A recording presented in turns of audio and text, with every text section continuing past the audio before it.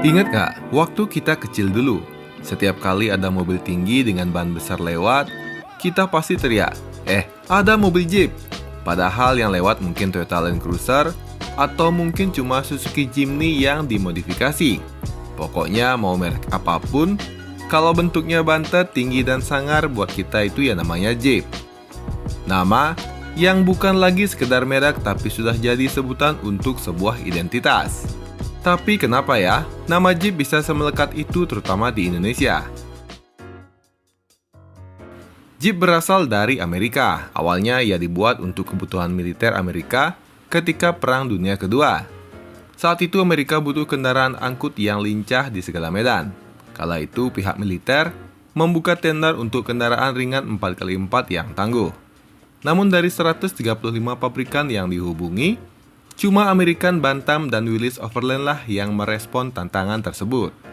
Bantam akhirnya memenangkan tender awal karena sanggup menyelesaikan prototipe hanya dalam waktu 49 hari, yang didesain oleh Karl Probst.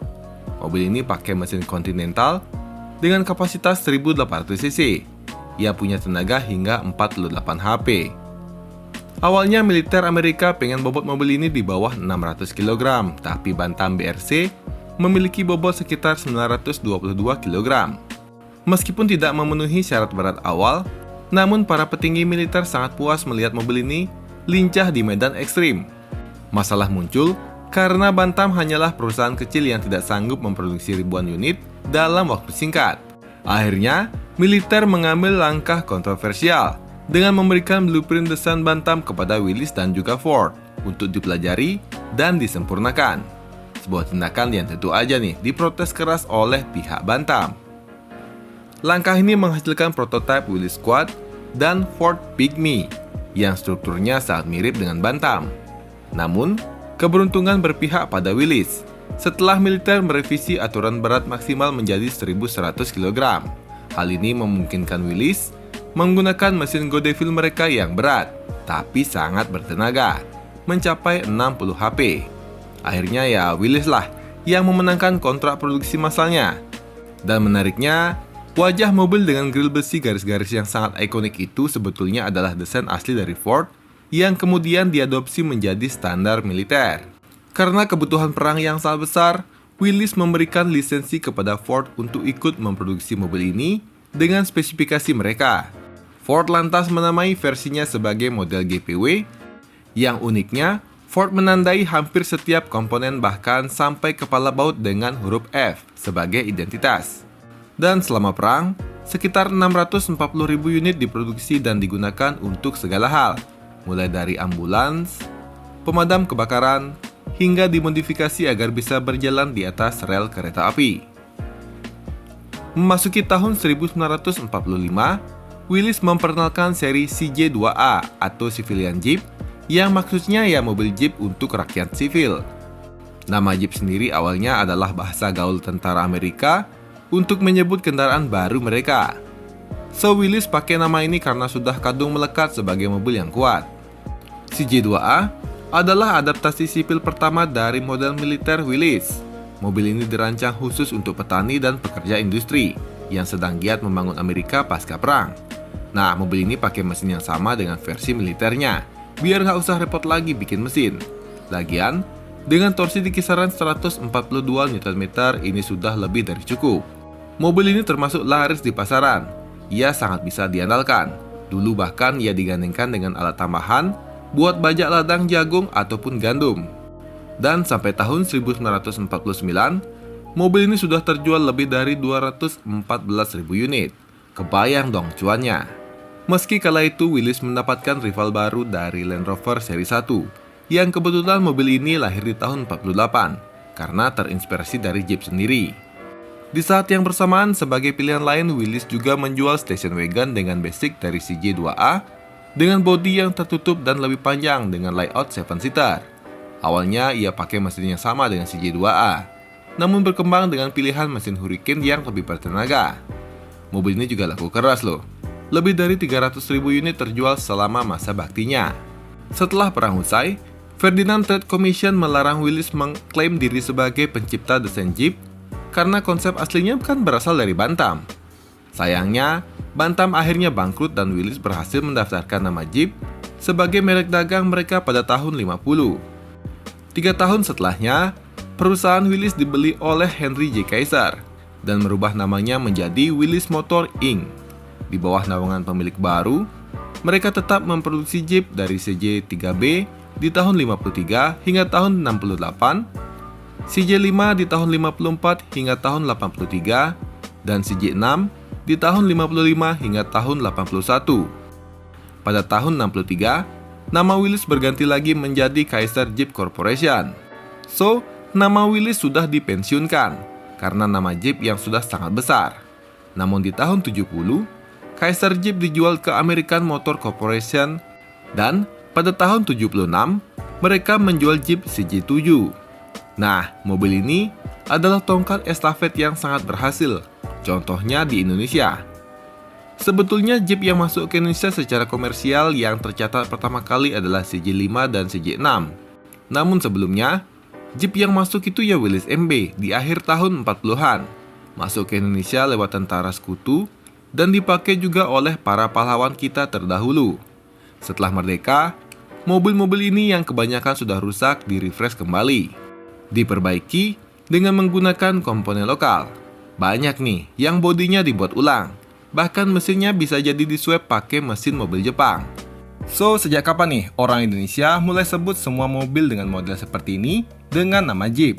Ketika polisi dan TNI pakai Jeep CJ5 dan CJ6 buat jadi mobil dinas. Orang-orang kala itu masih kagum tuh sama polisi. Ngelihat polisi pakai CJ6 pasti keren banget di mata mereka. Dan ketika CJ7 dijual di Indonesia, mobil ini sudah bisa dibeli oleh semua orang. Seketika CJ7 jadi salah satu mobil idola di kalangan masyarakat yang mampu di Indonesia. Ia menjadi standar keren dan mapannya orang tahun 80-an.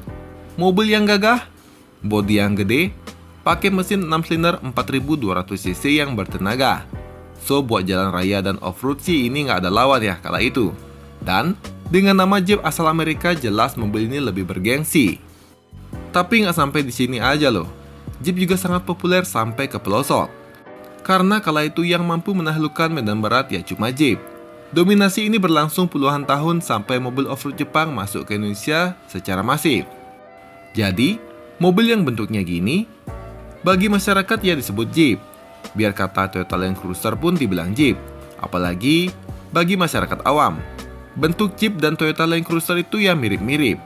Bahkan kalau ngomongin kemiripan, ternyata selain Ford, Mitsubishi pun juga jualan Jeep loh. Dan mobil ini tuh dapat lisensi dari Jeep sendiri. Pada tahun 1971, Mitsubishi menjual Jeep yang sama persis. Beda di mesin doang nih buatan Mitsubishi. Namanya Jeep J3. Dan ini tuh udah kayak buyutnya Pajero sendiri. Selain itu di India juga ada yang namanya Jeep Mahindra. Dengan Jeep CJ3B, CJ4, dan CJ5 yang dijual di India pada tahun 40-an ketika Perang Dunia berlangsung. Nah, buat di Indonesia secara khusus, konon istilah baku di STNK atau Samsat, kategori mobil seperti ini ya disebut Jeep. Ini tolong yang punya mobil jenis gini komen, biar semakin tercerahkan. Dan satu lagi, nama Jeep sendiri sudah masuk ke Kamus Besar Bahasa Indonesia atau KBBI. Coba deh kalian cek di web KBBI. Apa itu Jeep? Tulisannya JIP ya. Nah, penjelasannya seperti ini. Menurut KBBI, Jeep adalah mobil kecil yang kuat, serbaguna, berbentuk segi empat, lebih tinggi dari sedan, beroda 4, dan dapat mengangkut 4-10 orang. Tuh, saking ikoniknya sampai-sampai jadi nama jenis kendaraan loh di Indonesia. Nah, balik lagi ke Jeep CJ7. Mobil ini diproduksi sampai tahun 86, berbarengan dengan Jeep CJ8 Scrambler yang merupakan versi pickup dari CJ7. Dan tentunya mobil ini lebih panjang. Dan yang terakhir ialah CJ10. Ini versi monsternya CJ Series. Ia punya dimensi yang paling gede, pakai mesin diesel dari Nissan dengan kode SD33. Dan secara penampilannya pun mobil ini paling beda. Sebagian besar mobil ini memang lebih sering dipakai untuk keperluan militer, jadi pasti jarang terlihat di jalanan. Kalau ngomongin global, Jeep Wagoner adalah salah satu simbol kemapanan warga Amerika pada tahun 70 hingga tahun 80-an. Wagoner sendiri pertama kali dijual pada tahun 63. Ia adalah pelopor SUV mewah pertama kali di dunia. Sebelum Wagoner lahir, mobil 4WD itu identik dengan mobil tanpa kenyamanan sama sekali. Namun, Wagoner SJ datang untuk mengubah itu semua. Ia menawarkan mobil SUV besar yang punya kenyamanan setara sedan. Ia juga adalah mobil pertama yang mengawinkan transmisi otomatis dan suspensi depan independen dengan penggerak 4 roda. Mobil ini punya dua pilihan mesin, yakni 4200 cc 6 silinder yang nampaknya sama seperti punya CJ7, dan juga mesin V8 5900 cc yang lebih bertenaga. Nah, yang menjadi ciri khas dari mobil ini ialah panel kayu di bagian bodi sampingnya. Meskipun sebetulnya panel tersebut cuma stiker dengan bingkai kayu asli, tapi yang unik adalah mobil ini punya desain yang sama selama 28 tahun atau sampai tahun 91. Versi 2 pintu dari Wagoner ialah Cherokee SJ yang dijual di akhir tahun 74 hingga tahun 83. Secara spesifikasi mesin serupa, cuma ia lebih pendek aja. Dan Cherokee sendiri lantas dilanjutkan pada tahun 84 dengan tipe XJ yang memang menjadi salah satu ikon Jeep juga di Indonesia. Ia masuk ke sini di tahun 94. Cherokee adalah SUV compact jika dibandingkan dengan mobil SUV Amerika lainnya. Tapi meskipun compact, mobil ini pakai mesin 6 silinder segaris dengan kapasitas 4000 cc. Ia sangat bertenaga dan punya desain yang macho dan everlasting. Tapi semua itu harus dibayar dengan konsumsi bahan bakarnya yang tergolong boros. Menurut data, konsumsi bahan bakarnya 1 liter berbanding 4 km. Bukan buat mobil harian sih. Atau mungkin bukan buat kaum menang-mending kali ya. Tapi bener nggak ya segini? Kalau ada yang tahu boleh deh komen di kolom komentar. Dan balik ke tahun 90-an, dulu tuh kalau ada orang yang punya ini di Indonesia, gengsinya beneran gede banget. Cherokee lantas menjadi salah satu mobil terlaris dari Jeep, dengan beberapa kali upgrade yang pakai nama Grand Cherokee hingga saat ini. Dan setiap upgrade atau facelift pun Grand Cherokee terbilang sukses. Nah, ketika CJ harus stop produksi, posisinya digantikan oleh Wrangler YJ di tahun 86. Mobil ini punya gaya yang sama, short wheelbase namun pakai lampu kotak. Biar orang-orang pada tahu aja kalau mobil ini tuh tipe kendaraan berbeda, tapi masih buatan Jeep. Pada tahun 87, Chrysler membeli Jeep, dan Wrangler TJ yang nantinya diproduksi pada tahun 97, balik lagi nih pakai lampu depan bulat. Dan secara desain sih mobil ini nggak banyak perubahan yang berarti. Memang nilai jualnya di bentuknya yang ikonik. Pada tahun 98, Chrysler bergabung dengan Daimler sampai tahun 2007. Karena di tahun ini, Chrysler kembali membeli penuh saham Jeep dari Daimler. Di tahun yang sama, Jeep juga memperkenalkan Wrangler JK dengan long chassis, yang beneran deh mobil ini tuh laku banget di Indonesia. Lagi-lagi jadi standar baru di Indonesia. Mobil ini tuh kayak nggak ada yang benci. Kalau misalnya Pajero atau Fortuner, kan banyak yang suka nyinyirin, karena ada aja nih oknum yang pakai mobil ini secara ugal-ugalan. Pada tahun 2014, Fiat membeli Chrysler dan resmi membentuk grup FCA atau Fiat Chrysler Automobili. Meskipun sering berpindah tangan, namun desain Jeep tetap dipertahankan. Sejak tahun 2018 sampai saat ini, Wrangler JL menggantikan JK.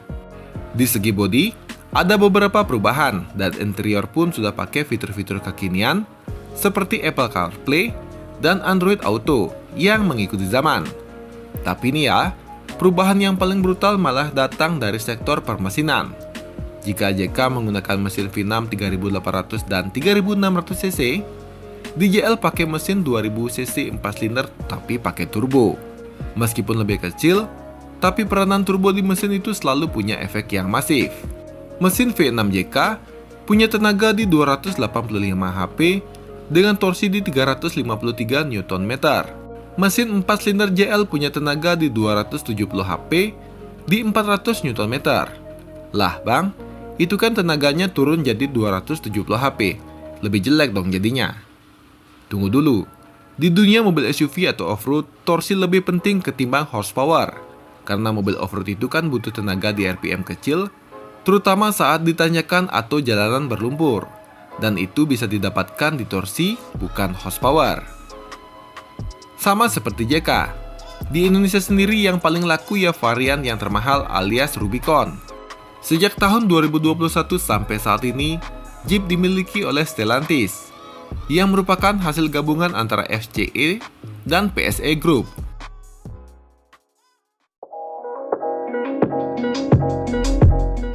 So, nama Jeep sendiri berawal dari julukan prajurit untuk setiap mobil baru mereka, yang menjelma menjadi salah satu ikon mobil off-road di Indonesia. Mobil yang penuh wibawa dan juga kenangan yang masih bisa kalian dapatkan di era ini. Well, sekian video kali ini. Sampai jumpa di video selanjutnya. Terima kasih.